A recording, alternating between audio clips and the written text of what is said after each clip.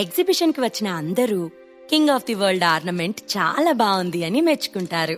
అక్కడ అందరూ కూడా 2 ఆర్నమెంట్స్ ని పోల్చి చూసి కింగ్ ఆఫ్ ది వరల్డ్ ని ది బెస్ట్ ఆర్నమెంట్ గా డిక్లేర్ చేస్తారు. ఎన్నో సంవత్సరాలుగా జ్యువెలరీ డిజైన్స్ లో ఎక్స్పర్ట్స్ అయిన కృతి కూడా ఆ 2 డిజైన్స్ మధ్య తేడాని కనిపెట్టింది. తన ఆర్నమెంట్ ని king of the world cross చేసిందనే విషయాన్ని ఆమె జీర్ణించుకోలేకపోతుంది. ఓడిపోవడం ఆమె యాక్సెప్ట్ చేయదు. కాని ఇప్పుడు తప్పట్లేదు. జరుగుతున్నది చూస్తున్న రాహుల్ మొహం మాడిపోయింది. కూర్చున్న చోట నుంచి లేచి డయాస్ దగ్గరకు వెళ్లి జనని దగ్గర మైక్ తీసుకున్నాడు. రాహుల్ మైక్ తీసుకునేసరికి అందరూ అలర్ట్ అయ్యారు. Hello everyone, ever lasting light నా వైఫ్ కృతి డిజైన్ చేసింది. My dear guests and experts, మరొకసారి ఎవర్ లాస్టింగ్ ని క్లియర్ గా చూసి దాని యొక్క పనితనం గురించి మరొక్కసారి మీ డెసిషన్ గురించి ఆలోచించండి అని కూల్గా చెప్తూనే వార్నింగ్ పాస్ చేశాడు రాహుల్. ఇప్పుడు రాహుల్కి అనుకూలంగా చెప్పకపోతే తర్వాత చాలా ఇబ్బంది పడాల్సి ఉండొచ్చు అని వచ్చిన వాళ్ళందరికీ బాగా తెలుసు. ఇక అందరూ అప్పటి వరకు king of the world best అన్నారు. ఇప్పుడు సడన్ గా ఎవర్ లాస్టింగ్ లైట్ ని అద్భుతంగా ఉంది అని అంటున్నారు. మేమిందాక సరిగా పరిశీలించలేదు, కానీ ఈ ఆర్నమెంట్ చాలా అద్భుతంగా ఉంది. సరిగా గమనించనందుకు మమ్మల్ని క్షమించండి. మా తప్పును ఓటు ద్వారా సరిదిద్దుకుంటున్నాము. King of the world first attract చేసింది. అయినప్పటికీ ఎవర్ లాస్టింగ్ లైట్ అద్భుతంగా ఉంది. అలానే ఇప్పటి జనరేషన్ కి తగ్గట్టుగా ఫ్యాషనబుల్ గా కూడా ఉంది. ఇలా కృతి తయారు చేసిన ఎవర్ లాస్టింగ్ లైట్ కి అమేజింగ్, సూపర్, ఫెంటాస్టిక్ అంటూ ప్రశంసల వర్షం కురిపించారు అందరూ. ఇక అంతా కూడా ఎవర్ లాస్టింగ్ లైట్ కి ఓట్లు వేస్తామని బహిరంగంగా చెప్పారు.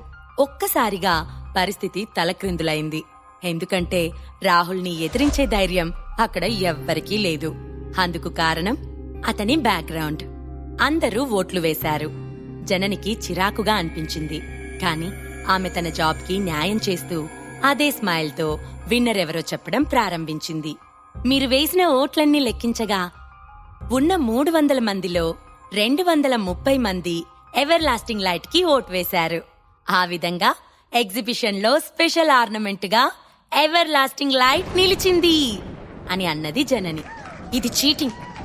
కృతి తను గెలవడానికి ఇలాంటి నీచమైన పనులు చేస్తుందని నేనస్సలు అనుకోలేదు అని బాధగా అన్నది సురభి.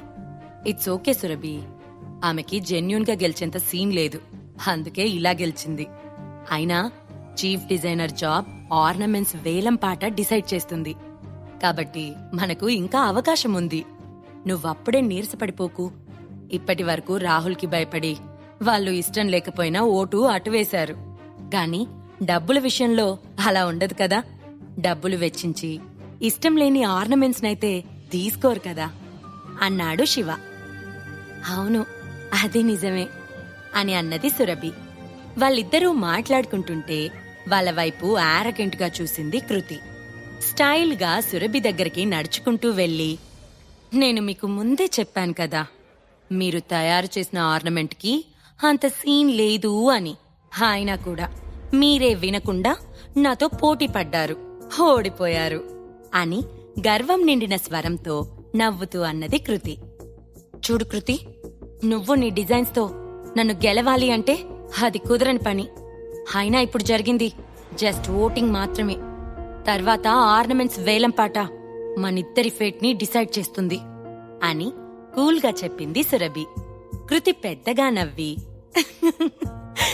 ఏంటి సురభి, నా లాకెట్ కంటే నీ లాకెట్ కి ఎక్కువ వాల్యూ ఉంటుందని నీకింకా నమ్మకముందా? నిజానికి నీకు నాకు మధ్య ఎంత తేడా ఉందో అలానే నీ ఆర్నమెంట్ కి నా ఆర్నమెంట్ కి అంతే తేడా ఉంది. నేను నిన్ను చితకబాది చంపేసి నా డబ్బుతో ఏ శిక్ష లేకుండా హ్యాపీగా ఉంటాను. నువ్వలా చేయగలవా? అసలు నీకు ఒక విషయం అర్థం కావట్లేదు సురభి. కనీసం నీ లాకెట్ ని వేలం పాట పాడటానికి కూడా ఇక్కడ ఎవ్వరూ డేర్ చేయరు. ఎందుకంటే అక్కడ ఉంది మై హస్బెండ్ రాహుల్. తనకి బోలెడు ఆస్తి ఉంది, డబ్బుంది. దానితో అతను ఏమైనా చేస్తాడు. నీ తాహతకి నాతో పోరాడాలని నువ్వు ట్రై చేసినా మొదటి స్టెప్లోనే కోలుకోలేని దెబ్బ కొడతాను చూడు. ఇక నిన్ను కంపెనీ నుంచి వెళ్ళగొట్టడమే తరువాయి అని గర్వంగా నవ్వుతూ చెప్పింది కృతి. సురభి మొహం వాడిపోయింది. కృతి సురభిని చూసి హ్యాపీగా ఫీల్ అయ్యి అక్కడ్నుంచి వెళ్ళిపోయింది. కృతి వెళ్ళగానే కృతి మాటల వెనక ఉన్న అర్థం సురభికి పదే పదే ముల్లులా గుచ్చుకుంటుంది. కృతి అన్నది కూడా నిజమే. తన వెనుక బోలెడాస్తి ఉంది. నా ఆర్నమెంట్ ని దాని వాల్యూ కన్నా కూడా ఎక్కువ పెట్టి ఎవరు కొంటారు అని అనుకుంది సురభి. ఆమె మనసు బాధతో నిండిపోయింది. కాసేపు మౌనం తర్వాత, శివ, మనం ఇంటికి వెళ్దాం అని మెల్లగా అన్నది సురభి. అదేంటి అప్పుడే వెళ్ళడం అని ఆశ్చర్యంగా అన్నాడు శివ. ఎలానూ ఇక గెలవలేం. ఇక వేలంపాటకి ఉంటే ఎంత లేకుంటే ఎంత అనిపిస్తుంది నాకు. వేలంపాట జరిగే సమయంలో ఇక్కడ ఉండాలని లేదు అని నిరుత్సాహంగా అన్నది సురభి.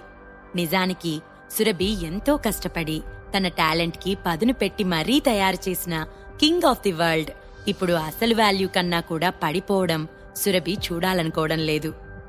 ఏంటి సురభి, నీకు నీ మీద నమ్మకం లేదా? లాస్ట్ వరకు గెలిచేదెవరో ఎవ్వరూ డిసైడ్ చేయలేరు. ఈ ఎగ్జిబిషన్లో నువ్వే గెలుస్తావు అని గంభీరంగా అన్నాడు శివ. ఆమె మొహంలో చిన్న చిరునవ్వు వచ్చింది. శివ అంత నమ్మకంగా ప్రశాంతంగా ఎలా ఉంటాడు అనేది సురభికి అర్థం కాలేదు. కాని రిజల్ట్ ఏమైనా సరే శివ ఎంకరేజ్మెంట్ ఆమెలో మళ్లీ చిన్న ఆశని సృష్టించింది. ఇక ఎగ్జిబిషన్ చివరి దశకి వచ్చింది. Dear guests, designer experts, reporters అందరూ ఎంతగానో ఎదురుచూస్తున్న సెగ్మెంట్ కి ఇప్పుడు మనం వెళ్తున్నాం అని నవ్వుతూ అన్నది జనని. ఇప్పుడు మీ అందరికీ చూపించిన ఆర్నమెంట్స్ అన్నీ కూడా వేలం పాటకి వస్తాయి. ఎవరు ఎక్కువ మొత్తంలో వేలం వేసి ఆర్నమెంట్ ని సొంతం చేసుకుంటారో చూద్దాం. ఇక్కడ వచ్చిన అందరూ వేలంలో పాల్గొనవచ్చు. అది మీరు డైరెక్ట్ గా అయినా పాల్గొనండి, లేదా అనామకులుగా అయినా పార్టిసిపేట్ చేయొచ్చు. ఇక నగల వేలం ప్రారంభమవుతుంది అని చిరునవ్వుతో చెప్పింది జనని. అందరి చేతులలో కూడా చిన్న డివైస్ ఉంది. వేలం పాట జరుగుతుంది. ముందుగా చూపించిన ఆర్నమెంట్స్ ని ఒక్కొక్కటిగా వేలం పాట వేశారు. అందరూ చాలా ఉత్సాహంగా వేలంలో పాల్గొన్నారు. అవి అయ్యాక లాస్ట్ గా king of the world ever lasting light 2 ornaments కూడా స్క్రీన్ పై కనిపిస్తున్నాయి. రిపోర్టర్స్ ఫోటోలు తీస్తూ ఉన్నారు.